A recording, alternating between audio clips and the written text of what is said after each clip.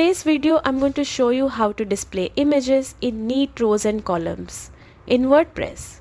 Whether it's for a portfolio, photo gallery, or just adding some visual flair to your posts, this method is user-friendly and built right into WordPress.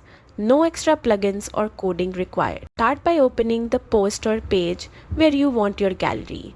Click the plus icon to add a new block. Then type gallery in the search bar and select the gallery block. Next, add your images.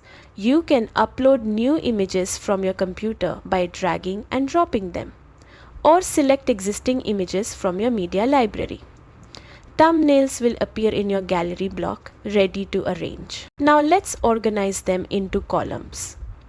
On the right-hand settings panel, use the column slider to choose how many columns you want, anywhere from 1 to 8.